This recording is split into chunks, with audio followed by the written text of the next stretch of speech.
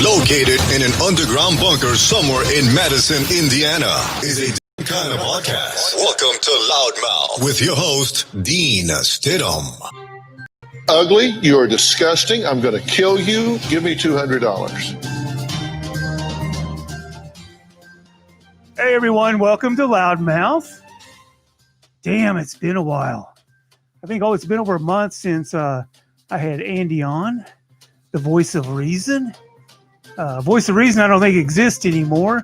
But anyway, we're back. I'm back. And I have a special guest, second time to the show, Mike Johnston. Hey, Mike, welcome back, my friend.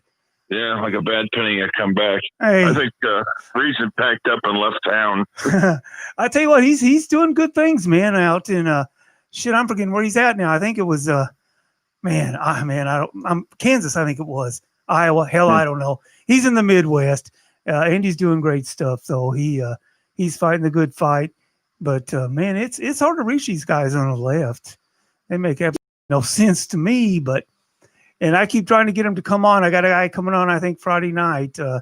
He says he wants to take the other side with me, so we'll see how that goes. But anyway, hey, you're still dispatching, man. Tell me about this new center you guys got going on over there.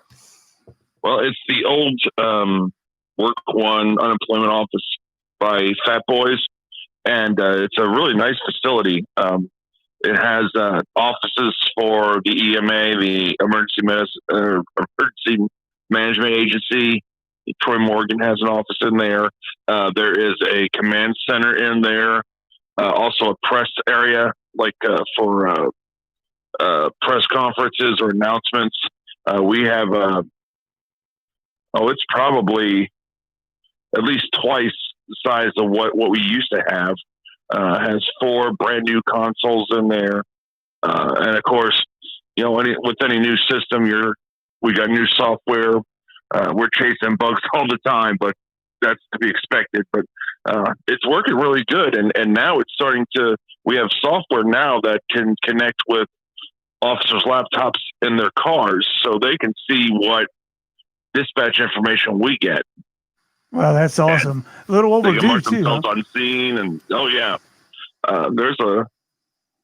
slowly working towards getting officers able to run their own driver's licenses and plate information themselves from their own laptops in their cars. So it's really something else. Really, really nice. Long time coming. Yeah, no kidding. Now, I heard you mention Troy Morgan has an office there. Now, I want to know the truth. Does that guy actually do anything? I work nights, so I can't answer that question. He must be doing something because, it's a really, really nice facility, and it's really forward thinking. When you take a look at like the command center, there's 3 rows of seating in there for all sorts of department heads and authorities in case of a tornado or a big emergency like that. And there's like a wall of monitors, and some of them are actually queued up to see some of the cameras that are downtown, so that you can actually watch traffic and stuff like that. It's pretty impressive. And of course, I say that kiddingly. We all go back a long way. We sure do. And I'm sure if Troy hears that, he's smiling somewhere. Now his significant other might be saying, "No, why would he say that?" But I've known Troy for a long time. Long time coming, and that's great news. But well, Mike, the reason I had you on the show today is I don't know how you feel about this election cycle. And I'm only going to mention this one time because this isn't about me. I'm probably not going to be here in a couple of years, but I'm really nervous about what's going on. And I want to hit on a topic today a little bit later on that I think is the most important thing of all. We'll talk about that, as I said, a little bit later on. But I want to play a cut. First of all, I want to start off with a cut from Newt Gingrich, and he's going to talk about something. And this is going back a little bit in the past, but I'll let you know on the other side why I played this clip. And I think it'll have something to do with the Hunter Biden issue, and we'll talk about that as well. So I'm going to play this clip first, and we'll talk about it here in just a second. When you realize that the number 1 leader of the FBI, the number 2 leader of the FBI, both clearly broke the law.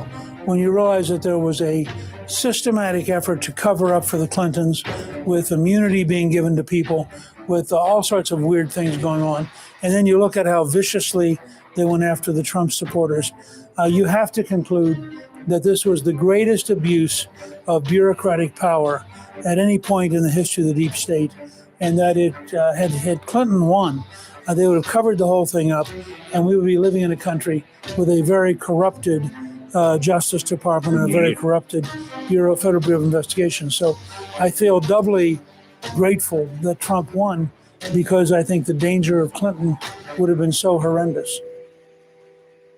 Now, the reason I play that as well is the same people that are saying the Hunter Biden situation is, Russia, cooked up a bunch of crap, all of it, is the same people that said, that cooked all this stuff up and actually, spied. And we know that there's really some scary shit going on here.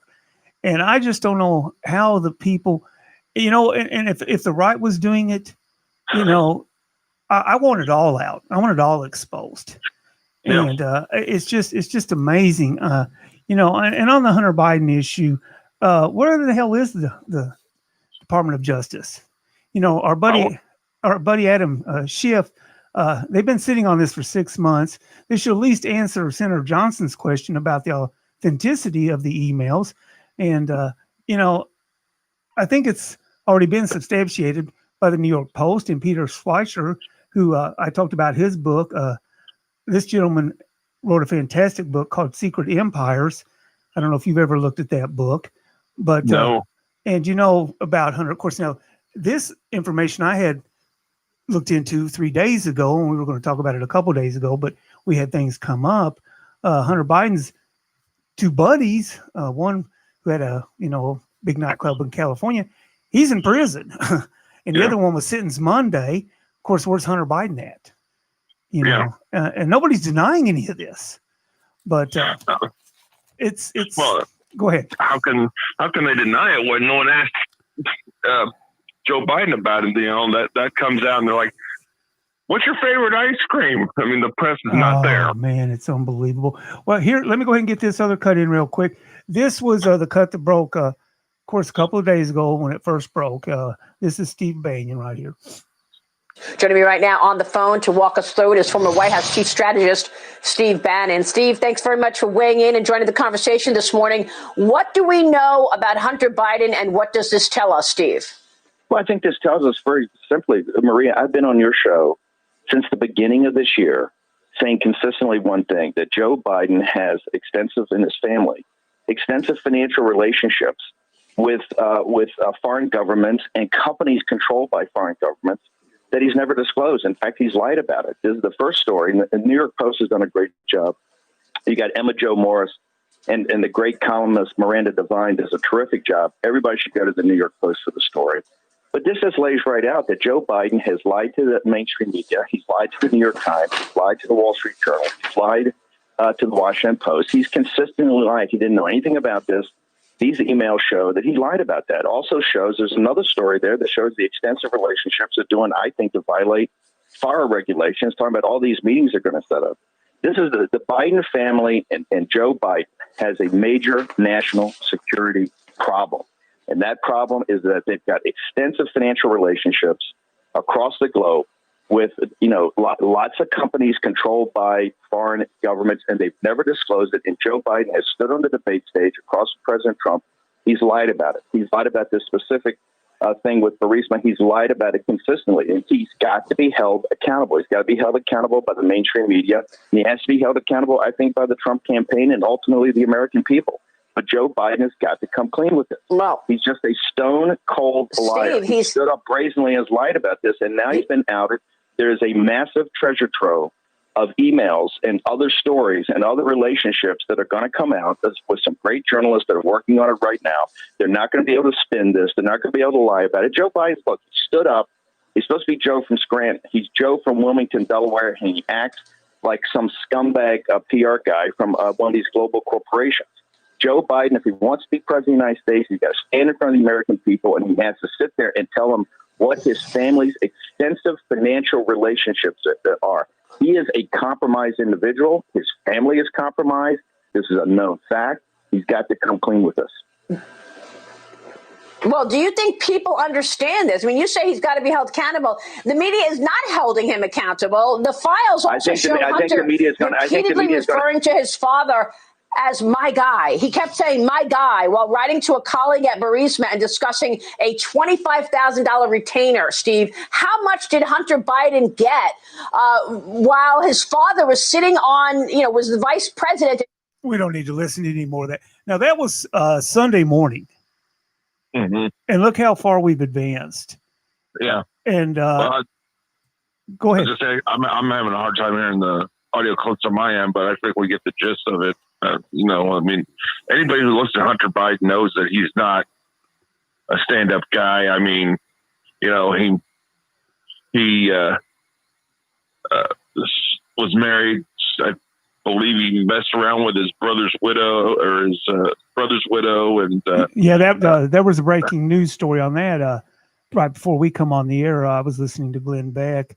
Actually, I understand now. We've got to be real careful here because I would never ever want to label somebody as a pedophile, but from what I understand, and Rudy Giuliani is going to be on Glenn Beck's show tonight at 9:00, but they say that there was a computer confiscated from Hunter's residence, I believe it was. Yeah, it was a laptop, I think he sent to get worked on, and something was found on it, and it's in the custody of the FBI, and the person heading up the investigation is their head, the head of their child pornography division, and draw from that what you will as far as inferences go, but right. That's what I've read on numerous accounts.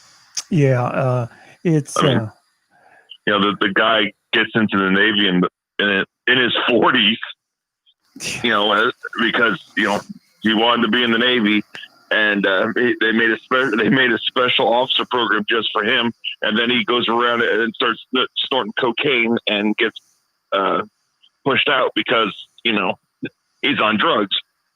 Well, and then 2 weeks ago, Newsweek comes out and Putin endorses Biden. And if you show this to anybody who's on the left, that's just propaganda. That's propaganda. That they investigated the president for less than that, for a made-up dossier. Well, I mean, Donald Trump Jr. was on the front cover of Time magazine for a 20-minute meeting, and the media ran all over that for a week. And, the bottom line, the Biden story, it might be fake, but by golly, let's spend 3 years and $200 million trying to prove it. Yeah. It's Mike, I just can't believe, that it's like everybody's in on it. It's like, I don't know. I can't even wrap my head around it. I mean, I get up sometimes and I'll look in the mirror and go, man, am I the one missing the whole picture here? But it's scary times. They thought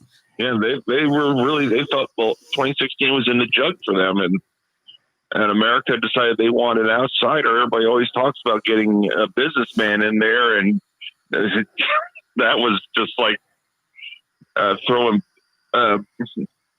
bleach on dirt.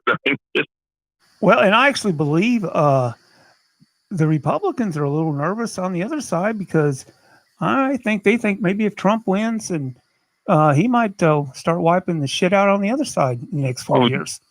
Yeah, I don't really think that there's that much difference in between the two parties anymore. No, there's not. In fact, I believe if the Democrats win, of course, I don't think it's too hard to look in the future. Boy, that's a scary thought to think of Kamala running this nation. Or AOC or one of those two, but there's probably going to be a one-party system from here on out. Yeah. But man, that's some scary stuff. But I'll tell you what. Let's step out for just a second. When we come back, I want to talk about something that I think maybe is being missed. I don't know if it's being missed. It's just something that's been on the back of my mind, and I'm going to talk about it because you know what? Two things that I can say is I'm retired and I'm dying, and that's two things that I can say whatever the hell I want anymore, because I pretty well offended most people I knew anyway. You'd probably attest to that, but I can really do it now. So Yeah. I want to share something with you and see what you think, and you don't have to agree, and probably if I was you, I'd say, yeah, I think I'm going to stay away from that, Dean. But we're going to talk about Black Lives Matter here in just a minute. So stay with us, everyone. We'll be back here in just a minute.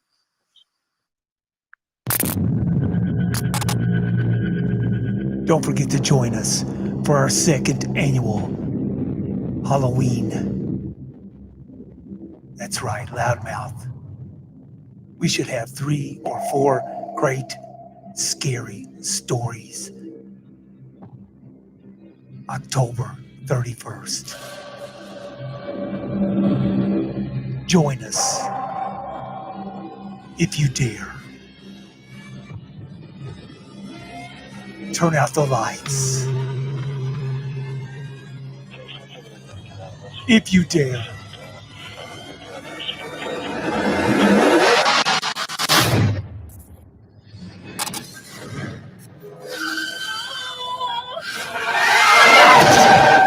Don't be afraid.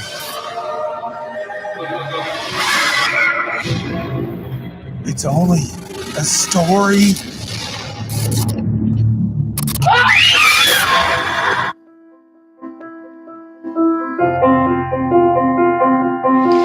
Have you seen abusive behaviors in relationships?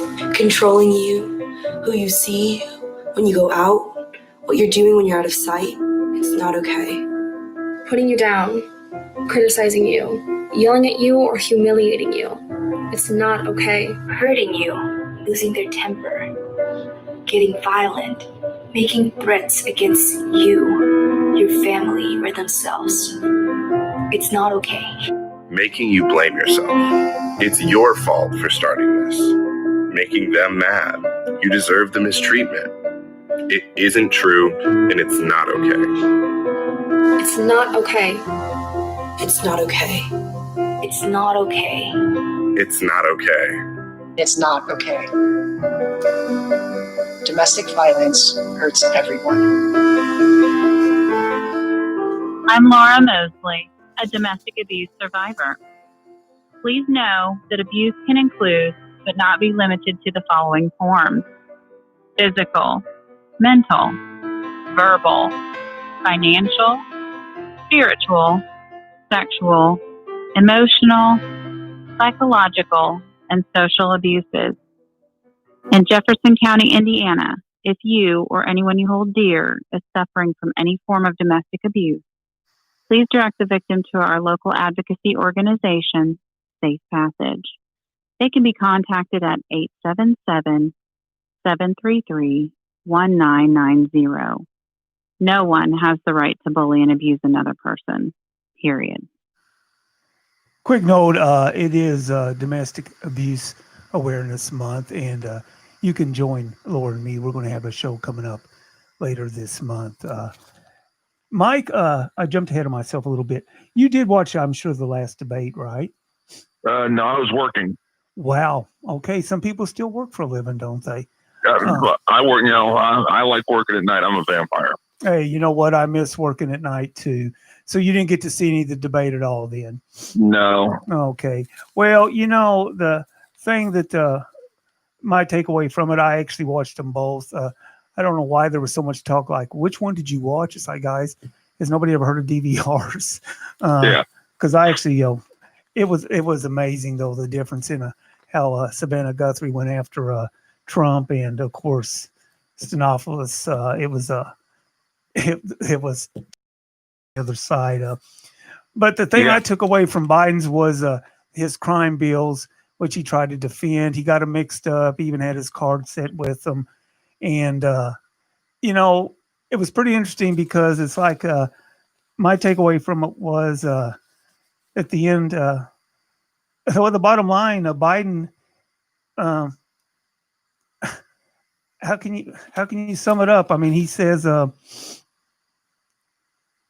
only thing he's done in 50 years was his 2 crime bills, and actually it was he had the one in 86, 94, and it's like that's his two claims to fame, and it's like he would like for you to forget about him. And of course, and I hate Donald Trump, you know, and Trump's done more in 3 years than the guy's done in 50, and it's not even close.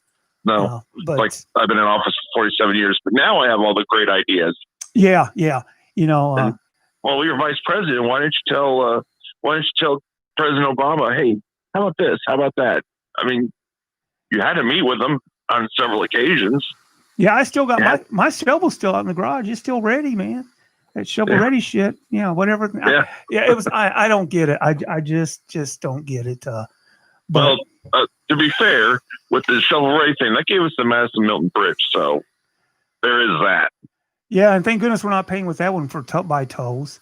Yeah, that's another thing. Is the tolls are never going to go away, right? No, they won't. They won't. And like you go across the Kennedy Bridge.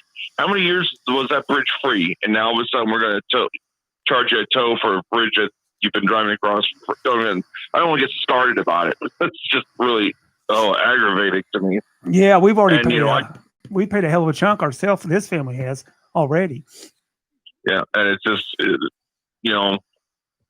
know. I'm used to going to New York, and you don't pay to get in the city, you pay to get out, literally.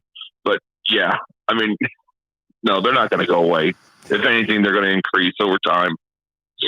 Well, and I will say the one negative thing about Trump, that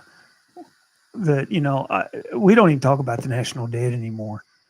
I mean, no. I guess it's just those poor old printing presses, man. Can you imagine the ink they go through?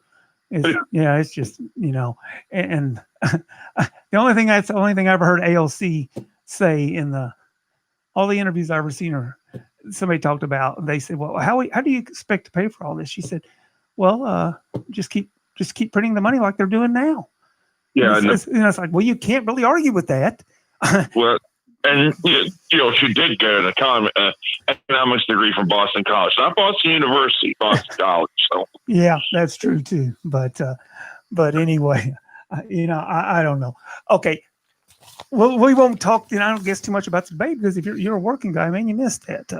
And there wasn't a whole lot to talk about anyway. What do you think about the mute button? What mute button? They've added a mute button for Thursday night's debate.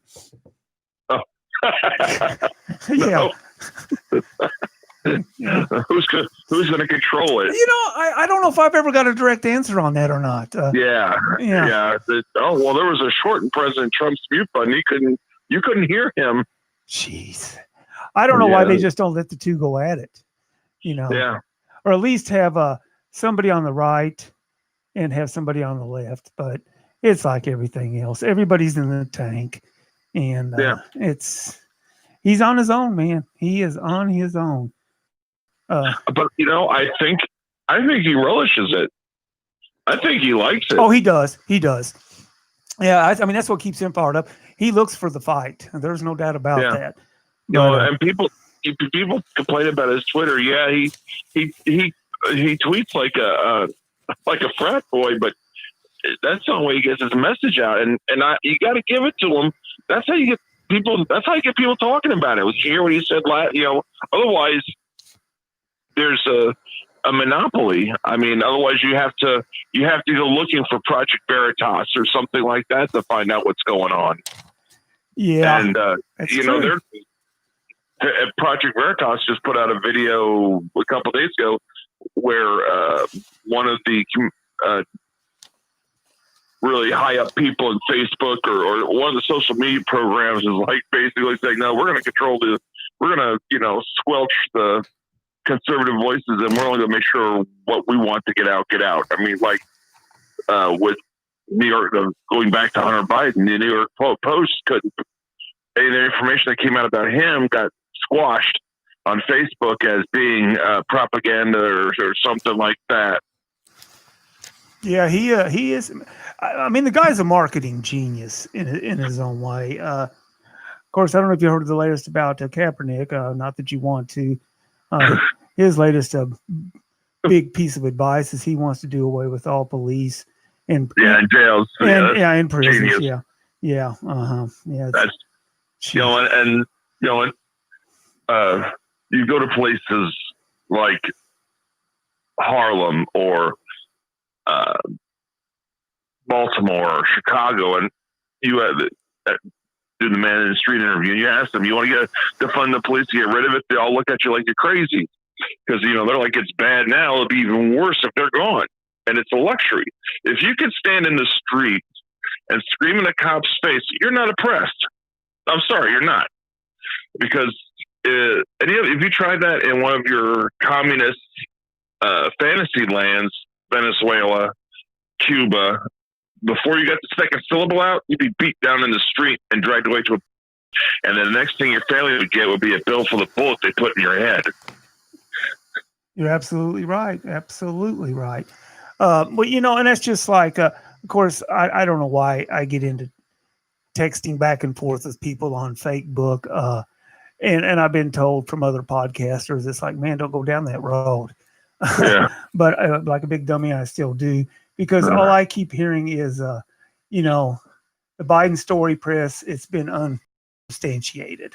Well, so why would they run with it? Why would they run with it? Well, what about Jesse Smollett? What about the nude photos of Trump? What about Debbie Ramirez? What about Christine Ford? What about the Democrats kept saying, why would she keep saying this if it wasn't true? What she got to gain by it? How about $1 million? Yeah. She made she got that nice GoFundMe page. Yeah, she's up. She's made $1 million. Yeah, I just checked on that. Yeah. And what about our young man from Kentucky? Had the MAGA hat on. Yeah. Of course, from the Covington School. Yeah. Now, of course, he's a rich man now. Thank goodness. Oh yeah, and that's just CNN. He's not done yet. Yeah. And the lawyers that represented him represented that Kyle from Kenosha. Right. And of course, my favorite one of all, Michael Avenatti. Yeah. We should run this guy for president. Yeah. He was on The View. I don't know how many times he was on CNN. And boy, wasn't that a piece of work. See. Yeah. Well. Yeah. Funny how they don't talk about that anymore. No. No. Yeah. He disappeared into the Los Angeles jail system. And what about this Mark Kelly guy? Have you heard about him? He's running against Martha McSally out of Arizona. Yes, Mark Kelly, Gabby Gifford's husband. His twin, him and his brother were both naval aviators, and they were both astronauts. His brother was the one that spent a year at the International Space Station. Yeah, he's the one that tried to do he's all against other people owning AR-15s, but him and his wife own an AR-15 and an AK-47, and there's like pictures of him having a good time shooting it. And then he tried to do that straw purchase where he was trying to get one for someone else. Oddly enough, he didn't go to jail. He called all cops worthless fucking pigs. That's a direct quote. Yeah, and he's still working. For Mark Kelly. Yeah. I tell you, man, and I've had issues with the law before. I mean, and there's bad cops, and there's bad EMTs, there's bad teachers, there's bad, there's bad everything. Every profession is a reflection of society. If you have bad people in society, you're going to have bad people in those, in those occupations. Just like sometimes as a veteran, you have people who are they put veterans up on a pedestal, and yes, they've served their country and they've made great sacrifices. But I've served with some of them, and I'm like, that guy's an idiot. Exactly. Yeah. Exactly. And just like there's I've had black people out there that have been good friends, and I've had black people out there that took advantage of the system, just like I have some of my white privileged friends, and but it's I don't know, man. It's a crazy world out there. But I am so over this racism bullshit. Everything is racism, and it's just not. It's not fair to them. It's not fair to us. It's not fair to the law enforcement, and the statistics bear it all false. Every bit of it. And you can go back 10 years, but if you go through the FBI crime statistics, even going back under Obama, you're more likely to be shot by a black officer than a white one. Exactly. Yeah. And it's all, but what I think is behind it all, and I'm going to go ahead and, now this cut is going to run a little bit long, but I felt like it had to to go into to explain it all. It's about 8 to 10 minutes. If you want to take a nap, you can. But I was watching. I like Harris Faulkner. Now you probably don't catch her a lot because you do work nights. I don't work anywhere anymore, Mike. But anyway, she had Newt Gingrich, which I've always been a fan of Newt. She had him on one day, and they were talking. This was just 2 weeks ago when Black Lives Matter seemed to be the topic of conversation. Still is in some circles. Until it started hurting Democrat polling numbers, and now you don't hear about it anymore. Exactly, and but anyway, all the rioters packed up and went home. Yeah, yeah. It might make a cameo appearance. We'll just have to see. Yeah, it's something different every day. But anyway, they were talking about it, and he brought up George Soros, and somebody said, I can't remember the girl's name. She's the one that's always on the left, a very intelligent young lady. And she said, I don't think we need to bring George Soros into this. And he said, well, why not? He said, he's the one paying for it. And she said, well, like I said, I don't think we need to bring him into it. Anyway, I'll play the clip here. And I'm a big follower of Newsmax on YouTube. I think those guys are all over it. And, of course, the BBC. But anyway, this goes into the details. And Glenn Beck goes behind the scenes and tells you what he truly thinks is behind the whole Black Lives Matter and what's going on. And I tend to agree with him. So I want to play that clip now for you. After an appearance by Newt Gingrich on one of their shows, Fox News Channel is being accused of censoring criticism of the left-wing extremist and Democrat socialist financier George Soros after this exchange went viral on social media. Pro-criminal and overwhelmingly elected with George Soros's money, and they're a major cause of the violence we're seeing because they keep putting the violent criminals back on the street. I'm not sure we need to bring George Soros into this. I was going to say you'd get the last word, Speaker. He paid for it. I mean, why can't we discuss the fact that millions of dollars he spent? I agree with Melissa. George Soros doesn't need to be a part of this conversation. Okay. So it's verboten. All right, we're going Powerful voices, folks, have weighed in on this. Dick Morris told Newsmax TV that he was shocked by that video you just saw. Bill O'Reilly confirmed that a thou shalt speak no ill of Soros doctrine exists over there at Fox. And talk show host and former Fox star Glenn Beck said this. I will tell you that George Soros is not to be discussed. It is verboten. When I got down to the end, one of the things at Fox News, they were starting to tell me, I can't talk about things. I just talk about this. Stop talking about that. One of them was God. One of them was Israel. And the other one was George Soros. How can you be an honest reporter if you won't report the fact, the reported fact, that what Newt Gingrich said is absolutely true? This is why he is so off limits, because what is being done to our country, his fingerprints are all over it. So I sat down with George Soros expert Glenn Beck, who is also the host of the nationally syndicated Glenn Beck radio program and co-founder of The Blaze Media. Here's how our conversation went. I want to welcome to the program Mr. Glenn Beck. Glenn, welcome back to the Chris Salcedo Show. Thank you. Thank you, Chris. Good to be here. A true story. We were sitting around talking about this story after it broke. And one of our team said, well, who is the foremost expert out there on George Soros? I said, without hesitation, Glenn Beck. So you've done so much research and reporting on this. It's hard to confine it to a 7 or 8 minute interview, but give us the Cliff Notes version of Soros and his malign activities and why Americans should care about this.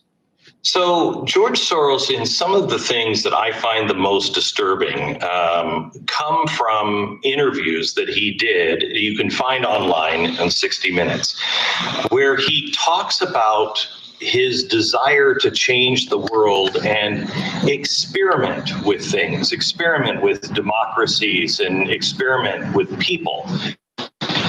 And and he has caused chaos in markets and collapsed markets around the world. He's not welcome in, I think, 3 different countries. He is an enemy of the state in 3 different countries. He was just kicked out of Russia. I think Ukraine is thinking about it. Georgia, I believe, just did it.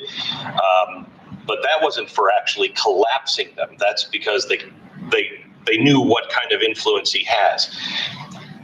When he was asked about these things, he's so nonchalant about it. At least back then, 60 Minutes interviewed him. He said it's kind of fun, and I know people get hurt or people have their lives upended, but it's really kind of fun.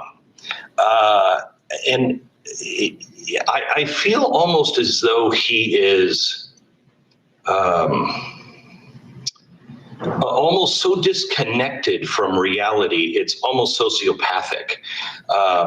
He wants to do what he wants to do, and that is create civil society 2.0, which is what I believe he's trying to do here in the United States. We exposed it in Ukraine.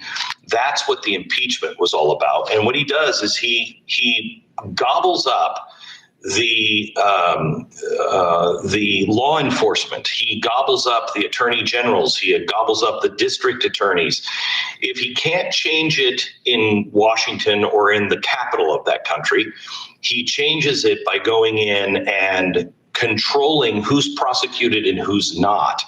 Then through his organizations, he begins to siphon money off of the country and puts his people in charge. That's what he was doing in Ukraine. That's what he's doing here in America right now. Newt Gingrich the other night on Fox News, they said about Soros that, we best not talk about him. I remember those conversations where you're not supposed to talk about George Soros. Wait a minute. I want to get to that here in a I want to get to that here in a second, but I just want to ask, is there any doubt in your mind that George Soros has his fingerprints on the upheaval we're seeing in liberal cities across this country? Well, zero. He is funding through several organizations the riots and the people that are rioting in the streets through several organizations. There's absolutely no question. We could show you the documentation. I have shown the documentation on air. Okay. All right. Well, I want to turn to Harris Faulkner, she was the one who didn't cut off Newt Gingrich on their program there on Fox. She issued an apology. I want to take a look at that. Go ahead, guys. Our guest, former House Speaker Newt Gingrich, who is beloved and needed to be allowed to speak with the openness and respect that the show is all about, was interrupted. Do we debate with fire here? Yes. But we must also give each other the space to express ourselves. As the only original member of the 6-year-old amazing daytime ride known as Outnumbered, I especially want to rock and roll with every voice and perspective at the table. We don't censor on this show. Mm-hmm. Okay, so Dick Morris has come out and said he was astounded by this video. Bill O'Reilly has come out and said, yeah, there is a rule there at Fox. Thou shalt speak no ill of George Soros. What can you tell us? Is there a rule there at Fox? I can tell you absolutely there is a rule at Fox. Remember, George Soros spent $1 million of his own money to build the very first smear campaign office, that ran 24 hours a day. That's all documented. You can read about it in Cheryl Atkinson's book. You can Google that and you'd probably find that. When I was at Fox, I've often told the story, but up until this week, I haven't attached the rest of the details to the story. But I've often told the story of being in Roger Ailes' office, and he said to me at one point, "You know what your problem is?" And I said, "No, I'm anxious to hear." He said, "You won't play the game." He said, "Look, we play a game." He said, "Do you think I didn't know Al Sharpton was going to, protest in front of Don Imus's studios? Of course I did. And he needed a pound of flesh. He calls me before, gets a pound of flesh. Then when I need a pound of flesh, I go do something against him. And then we all have dinner at night." And I was so disgusted by that. And I said, I don't want to, it's not a game to me. I don't want to be a part of that. But that conversation was about George Soros. Stop with the George Soros stuff. He is friends with everybody. He's friends, I'm sure, with Murdoch. I don't know that for a fact, but I'm sure they have some sort of business arrangement, and they make money on everything that they do. And George Soros has a lock because he can destroy you. His number two guy met with my number two guy and called and said, Mr. Soros has a message and would like to have a conversation with you, the number two guy in my company. And so they agreed to have lunch in public, and it was nothing but a threat. They had lunch. The first thing that was said by the Soros representative was, your boss is hurting my boss, and it's going to stop. The last thing he said was, I don't think you understand. The ship has sailed, and you're either on the ship or you're not. And my guy said, my boss, I don't even have to ask him, is not wanting to be on that ship. And the ship that I believe he was talking about is the ship that we're now seeing, where this Marxist revolutionary ship that's pretty after an appearance by that's pretty eye-opening or ear-opening, however you I didn't hear any of it, so I'm so sorry. Really? Well, Mike, not a bit. Well, I guarantee you should be able to hear it when I re-air it. But that's sad. You didn't hear any of it? No, just at the beginning, and then at the back end where you talk about a shift to Marxism, which, the two main founders of Black Lives Matters are avowed Marxists. Well, long story short, he's just saying that, it's George Soros just has so much money. He just throws around. It's almost like he's playing chess pieces with all of us out here, and he gets bored and just wants to see if he can manipulate people. And he's brought his sons up the same way. The funny thing is that the Antifa and the rest of them are glad to take money from him while they go out and fight the Nazis without realizing that this guy said on 60 Minutes the happiest days of his life was when he was working with the Nazis, sending his fellow Jews off to concentration camp and confiscating their wealth. And that's what Glenn was talking about. He said, you got to go to the 60 Minutes interview. Yeah, and he talks about being happy. It's unbelievable. Well, just what's going on. I don't know where it's all going to end, Mike. But I just can't believe people. People just need to get canned food and shotguns. Man, I'll tell you. And they are. They actually are. But anyway, so what do you think? You think it's all going to turn out? I guess we'll get through it somehow, huh? I think so. I think one of the things in our favor is that you can't silence the signal. Now that you have the internet, people aren't. They don't have just one source of news. They can go out. I mean, granted, there's a lot of static out there, and there's a lot of chaff you have to go through.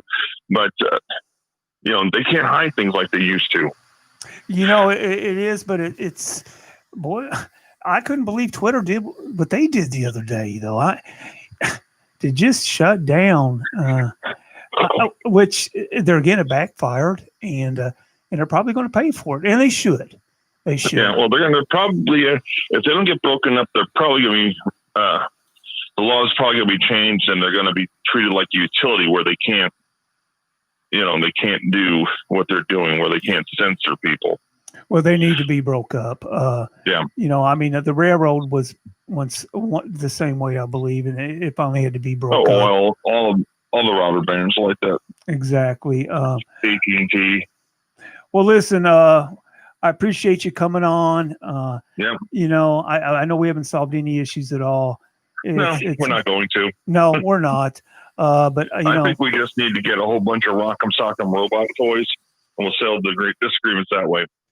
Yeah, or maybe come up with another great invention. The old Bobby Knight foam chair where you could throw it at your TV type thing. Yeah. But or the foam brick the guy invented. Real quick on the COVID, what do you think? You think, any second thoughts on that? It's silly. It's like people are reacting emotionally. They're not thinking. Okay, so these masks, they don't protect you from COVID. So how do they protect you from transmitting it?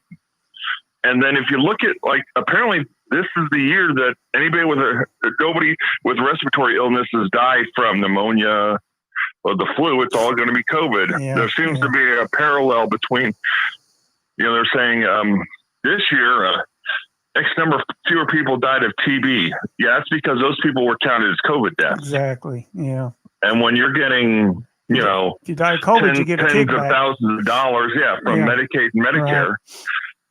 If it's even COVID suspected. Always about the dollar, my friend. Yeah. Oh yeah, and we know what it's like to have to document to make Medicaid and Medicare happy. Oh yeah, amen. Yeah. I can talk that story too. I already know when I die what my death certificate's going to say. Stamp COVID-19. Even if it's in a car accident, it's going to say that.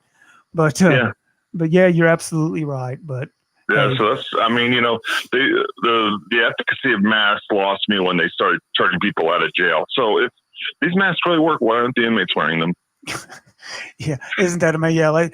Of course. Did you see this? Catch the story? Lily let the guy out. Put in jail in 71? One of the freedom fighter guys. They're letting all these cop killers out now in New York. Yeah. Boy, Cuomo, he must really be proud of himself these days too. And de Blasio's right behind him. Oh, I know. And there again, I hate to say this, but it seems to be all the damn Democratic states. Mm-hmm. I mean, it is what it is, Even though I just found out, I guess Indiana is going to go on with this law. I voted already by mail, registered. But I guess if I die tomorrow, my vote doesn't count now, which to me is sort of crazy. But, hey, anyway, Mike, I'm going to let you go, buddy. Water for governor. Yeah, I'm going to run that ad right now, man. I need to get that out. And I'm counting on your vote. Okay, buddy? Yeah. All right. Hey, listen, thanks for coming on.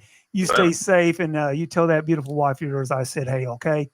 Will do. All right, bud. You stay safe, and I'll talk to you soon, my friend. All right. Okay. All right. Bye. Bye, bud. For the rest of you guys, I'll be back with you here in just a second to do or have some closing comments.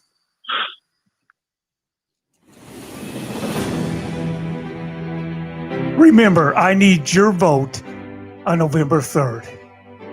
I'm Dean Nobody, and I'm running for Congress, Senate, and governor, as well as lieutenant governor. Why? Because nobody knows what the hell is going on. Nobody will ever lie to you because nobody knows the truth. Just like Joe Biden, Dean Nobody promises to raise taxes. Vote Nobody November 3rd. This ad paid for by the Nobody Knows What the Hell is Going On campaign. Dean Nobody, November 3rd.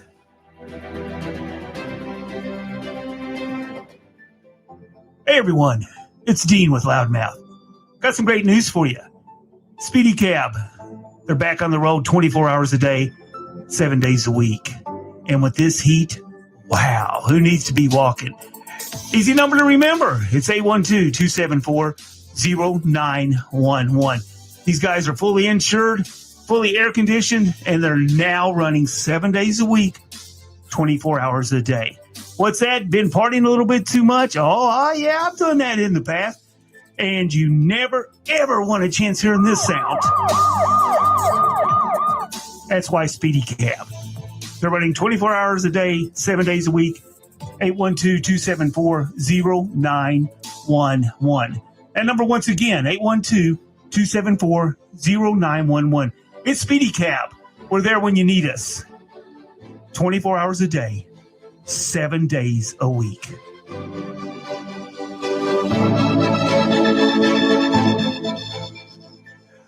I don't think it's quite so hot out there right now. maybe we need to switch that around here a little bit, get on top of that. I want to thank Mike for coming on again today. Just so much going on. It's probably not as bad out there as what I'm making it seem like. It's probably me due to the fact I'm not out moving around like the rest of you all. I'm not quite as fortunate as I once was. And I also apologize. I'm no longer in the underground bunker. I'm one floor up, and the sound is a hell of a lot worse than it was down in the bunker. I apologize for that as well. I got some thank yous I need to get out of the way, and I'm going to do that here after one more break in a second. But I did want to thank Mike again for coming on. I also wanted to remind you that it is Domestic Awareness Month, and I do have a special guest that I'll be talking with. I believe that'll be the 29th. It'll be a Friday, I believe it is, that we're scheduled tentatively to do a show on the 29th of this month. Also, we have a special show coming up, Halloween show coming up on the 31st, and it'll be Laurel will be joining me on the 29th, and we'll have our Halloween special coming up on the 31st. I have some special thank yous to get out of the way, and I'll do that, and I'll say my goodbye right after this. So please stay tight for just one more minute. Thanks again.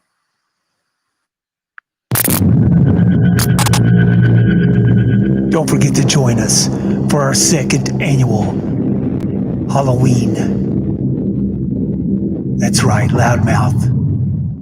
We should have 3 or 4 great, scary stories. October 31st.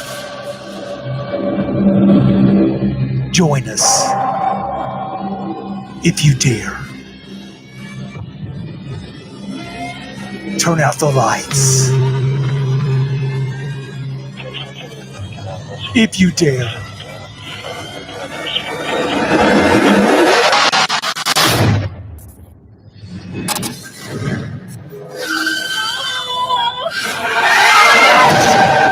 Don't be afraid.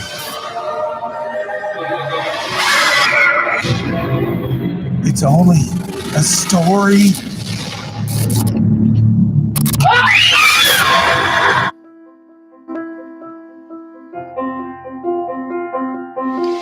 Have you seen abusive behaviors in relationships? Controlling you, who you see when you go out, what you're doing when you're out of sight. It's not okay. Putting you down, criticizing you, yelling at you, or humiliating you. It's not okay. Hurting you, losing their temper, getting violent, making threats against you, your family, or themselves. It's not okay. Making you blame yourself. It's your fault for starting this. Making them mad. You deserve the mistreatment. It isn't true, and it's not okay. It's not okay. It's not okay. It's not okay. It's not okay. It's not okay. Domestic violence hurts everyone. I'm Laura Mosley, a domestic abuse survivor. Please know that abuse can include, but not be limited to, the following forms: physical, mental, verbal, financial, spiritual, sexual, emotional, psychological, and social abuses. In Jefferson County, Indiana, if you or anyone you hold dear is suffering from any form of domestic abuse, please direct the victim to our local advocacy organization, Safe Passage. They can be contacted at 877-733-1990. No one has the right to bully and abuse another person, period. And remember, once again, to join Laura and me, we'll have a special show coming up the 29th of this month, as it is Domestic Awareness Month. Real quick note, I wanted to thank, there are so many people out there, but I definitely wanted to thank KDH EMS. They've been a tremendous help to both me and my wife, Debbie, as we've been going through some trying times. Denise, my neighbor, and her husband have been a big, big help. Shane Williams, director of EMS, and of course a friend before all of that, and Dwayne Miller, and of course Mark Storm, and Carmen Elliott as well, Tammy Ingram, and Dr. George Alcorn has been a tremendous help as well to me. He's been with me every step of the way. And of course, last but not least, you've been a big support. I want to thank each and every one of you guys for supporting me. Hopefully I'm going to be able to do a couple more of these. I know I'm raspy, and you got to hear the oxygen level and all that ugly stuff as well, but please bear with me. And I'll also probably be selling a lot of this stuff in the near future at a pretty good price. You can have your own podcast, guys. It isn't that expensive, and it's really a lot of fun. Remember, get out and vote. And concerning the Biden issue, my friends on the left, I'm afraid I believe it's probably true. If I had my choice, I wished it wasn't. I hope it isn't. I want it to be a good world. Remember, what unites us is a hell of a lot bigger than what divides us. You guys stay safe. I'll talk to you again real soon. In the meantime, have a great week. I'm Dean, and this is, of course, Loudmouth.